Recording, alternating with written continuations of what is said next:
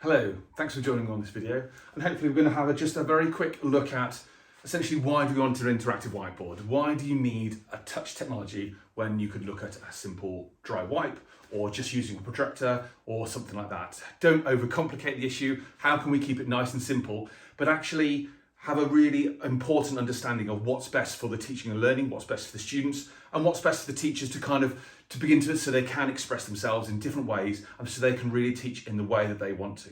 So we're going to look at essentially why SMART. So SMART itself looks at the holistic classroom. How can we work with teachers to support you? Is that in a way where teachers and learners can be at the front of the board, collaborating together? 20 points of touch on the board so students can actually come up and interact with it and be part of their learning. Is it actually utilising some of their students' devices? So it's actually sending out the components straight from the board, using the software actually out to their devices, whether they're in the classroom or of course in smaller breakout rooms, wherever they might be, around the school or of course at home. Or is it actually just teaching from your laptop using the software as well? And hopefully we'll go into all those other bits as well as linking it with your PC and of course using Visualizer as well. So let's go to the very beginning, as we've kind of had a bit of a jump in already, and that's nice and simple. So I mentioned right at the beginning that dry whiteboard, and within SmartBoard here we've got an IQ unit, and within the IQ unit, essentially it's a bit of like a Chromebook in the back, I can click on my whiteboard, and now here I have got that dry wipe experience. If I want to pick up a pen, I've got that pen and I can make any annotations of it. If I want to rub them out, I've rubbed them out as well. In fact, if I can do it at the same time, I've got one there, and then I can rub that out whilst doing the other hinking here. So of course, if that's just you up on the board, or if I can just use the back of the pen for a smaller one, if that's just you up at the board, brilliant. But actually, if you have got multiple learners, if they are coming up to the board as well, then they can be doing that as well. Quick and easy access to something. Whiteboard from the get-go. Now you might have noticed that when I started that whiteboard there, it has got some options of different boards here. So if you wanted just that plain background, simply get going, you're good to go. But actually, a lot of the time, that lined paper makes what used to make my writing a lot neater, that I can do it on those lines. Actually, the lines are the wrong size, so I can change those and make them, adjust them to the size that I want for when I'm doing that writing. Or just to move it around so I've got that larger display as well. Equally for maths, or if you needed square paper, now that's a bit big, I can draw that down, and just for an example of 1, 2, 3, and have those in the boxes. But then if I was going to kind of carry on down that calculation, move it around, I've actually got that larger space here.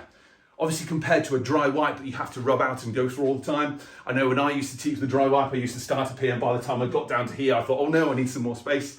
So the fact that you can kind of move it around, come back to that grid, just a bit of shows you where it is there as well. Move it wherever I need to. Within this whiteboard experience as well, I can actually add different parts to it as well. So yes, it might be quite nice and easy. All I want to do is just start writing, let's get going now. But actually, if I wanted to organise my thoughts actually into a brainstorming activity like this one here, or use my concept mapping or the Freya model, so it's just now bringing a background. Obviously, something like this could be set up on a dry whiteboard, but how can I actually improve it and make it a more enjoyable lesson for the students and make it look good for them? So that's giving that professional element to it as well. And you can see there's lots of different backgrounds in there as well. There's a nice Venn diagram at the bottom if you want to as well. There are some digital manipulatives if you want to have a look at those as well, but we won't now, just for trying to keep it nice and simple.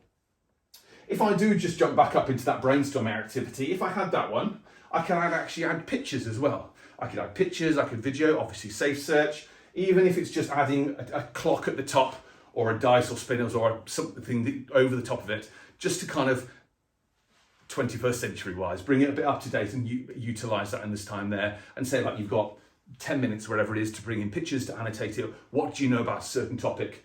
Off you go in that sense there. And of course, there's different coloured pens, etc. There's a nice text pen, you can use your fingers to inking as well. So it starts with that dry whiteboarding experience, but actually the fundamentals are the same, but then being able to express yourself in different ways, and like I said, have that creativity of you as a teacher and for the learners, just to bring it on even more as well.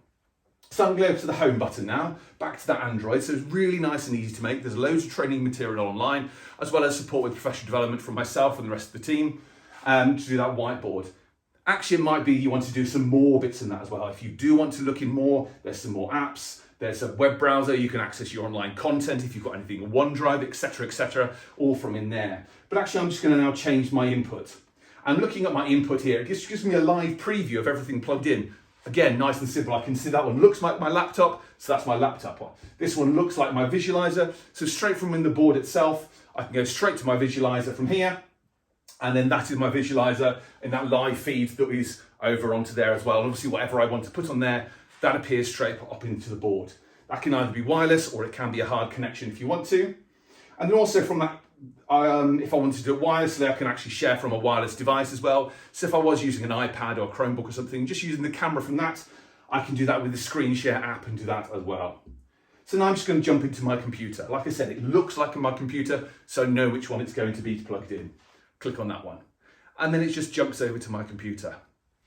And now, in a nutshell, it's just my computer. Whatever I touch up on here, it's going to be the same. So if I click on that start menu, it opens up. If I open up, oh, bit of a delay there. If it opens up my Finder app here, it's there as well. Or if I'm going straight into my web browser, I can do that as well. And then with the smartboard itself, it comes with Smart Ink. So if I am then annotating over the top of this, just wait for my drivers to kick in, I can then make any annotations actually within this web browser as well. And that's actually on the page itself. So if I wanted to go onto that one and go onto the other one, then I can, and it stays within it. Even in the Finder, if I'm saying circle and open up these files, I can do that as well. Equally, if I've got a PowerPoint file, I can go full screen on the PowerPoint. And if I can just teach normally through PowerPoint, that's fine. But actually, I might want to add any annotations to that as well. Going on to the next page, and the other one that we looked at beforehand. In fact, in this one here, I would like to use a highlighter and be able to highlight these parts as well. Or even just add in a new page to that document as well, and then start making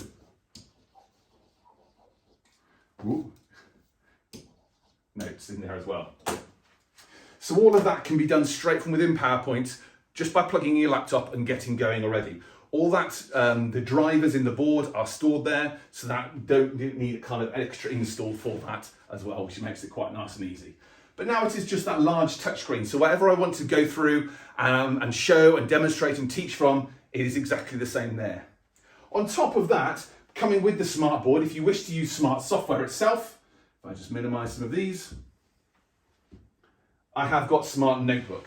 Now, Smart Notebook is a fantastic teaching and learning resource. You have got lots and lots of elements to it. There's galleries, there's line paper, there's squared paper, there's loads of other, just minimize, loads of other bits and pieces that are ready. And if I want to add my images to it and scroll down there, I can use that as well.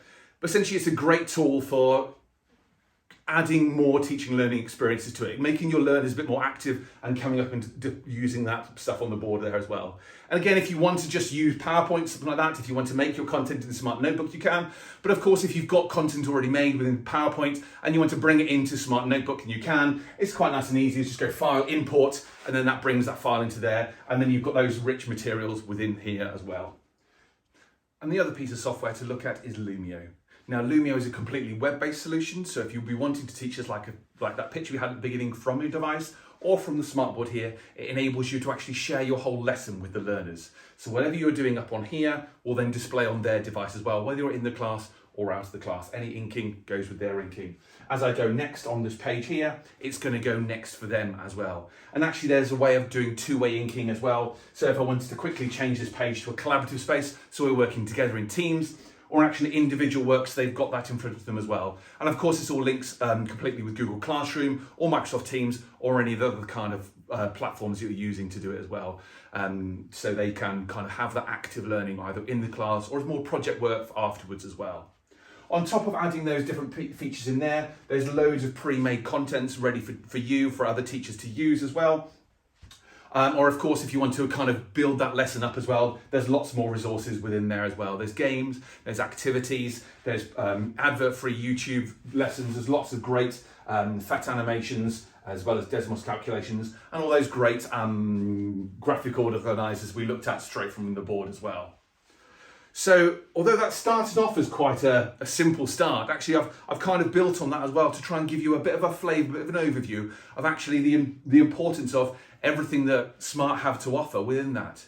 That if you do want that dry whiteboard experience, you have got that in there. But actually those templates build up, changing the colours, be able to bring those, as you would anyway, multiple pens up at the time are using as well, and not actually having to run out of ink with that as well. On that board as well. And then if you wanted to bring other bits and pieces in, plug in your laptop, use it as you would normally, but just being able to ink on that as well, great. Or you bring in the visualizer, inking on top of that. All of those bits and pieces kind of build together in the hub that is the Smart board, if you like, and then you can use it how you wish.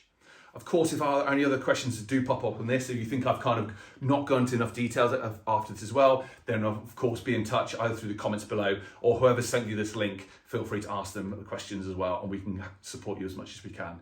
Thank you very much for spending your time watching this. Take care and hopefully see you soon. Thanks.